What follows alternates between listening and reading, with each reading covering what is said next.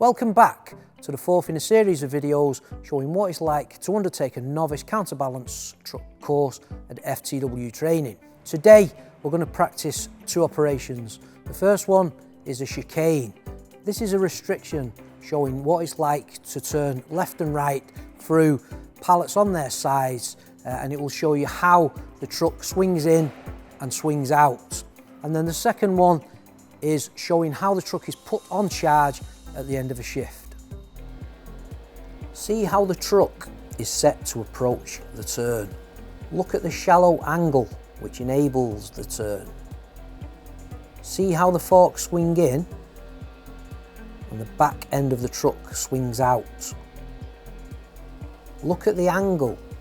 See the gap between the front wheel and the upright structure. See the speed of the truck and the concentration of the operator.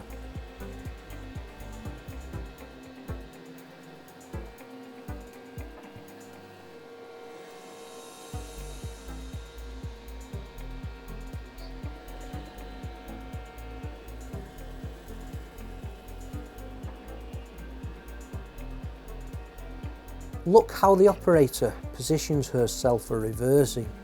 See the observations made, looking in direction of travel, but also checking the swing of the forks. Look again at the angle of the truck.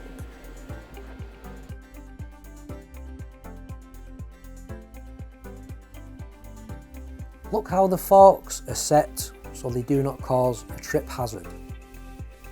See how the key is removed and the truck isolated. Look at how the operator dismounts using 3 points of access and the gloves are worn. See how a cone is used to identify a hazard with the forks.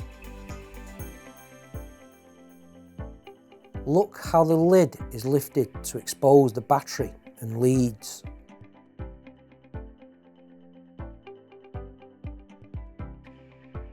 See how the charger is isolated, plugged in and then turned on.